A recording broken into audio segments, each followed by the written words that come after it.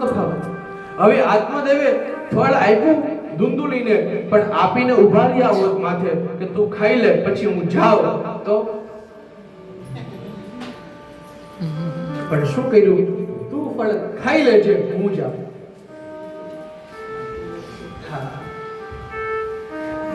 અને તર્ક ઉભા થયા, પ્રશ્નો ઉભા થયા, અને ત્યારે પોતાની બેન ત્યાં આવે છે, ધુંધુલીની બેન. હા, જો ધુંધુલી છે ને એ બુદ્ધિ છે. એની બુદ્ધિ કેવી? તો કે ધુંધળી. પણ હજી સમાજમાં આવી ધુંધળીઓ છે. કઈક દર્શન થાય છે કે નવા નવા તર્ક એવા આપે ને. ધુંધળી બુદ્ધિ વાળી જે વૃત્તિ છે ને એ ધુંધળી છે.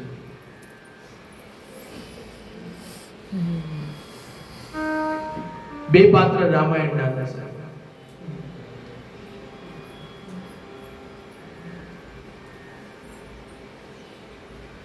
કૈકેયી અને મંથરા. એક હૃદય અને એક બુદ્ધિ. ખેર એમાં નથી જવું, ઘડિયાળ ભાગે છે. દુશ્મન બનીને બેઠી છો ઘડિયાળ.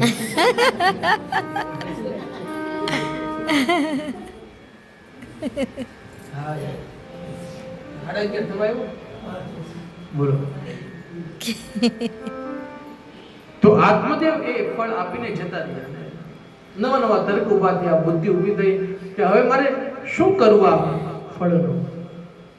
એમાં તેની બેન ત્યાં આવે અને કહે કે હું પણ સગર્ભા છું, મારા ઘરે જે સંતાન થશે હું તને આપી દઈશ, પરિણામે તું મને એને દ્રવ્ય દક્ષિણા આપજે.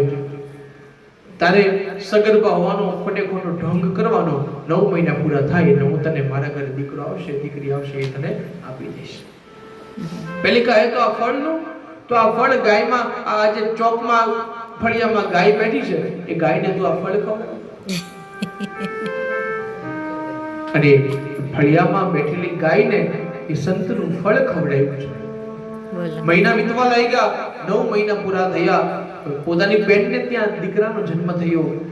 એ દીકરો લાવીને ધુંધુલીને આપે છે.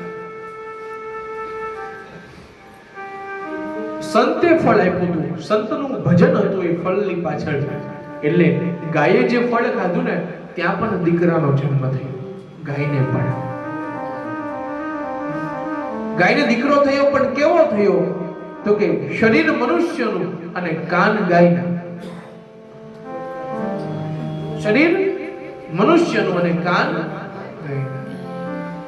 એટલે ગાયને સંસ્કૃતમાં ગો કહેવામાં આવે અને કાનને કર્ણ કહેવામાં આવે. એટલે દીકરાનું નામ પડ્યું ગોકર્ણ. બોલીએ શ્રી ગોકર્ણ મહારાજ.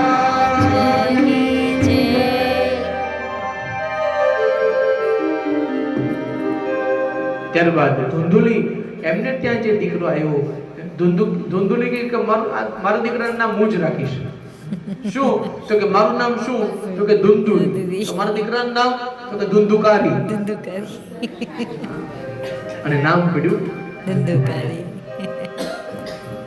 ગોકર્ણ પંડિતો જ્ઞાની, ધુંધુકારી મહાફલ.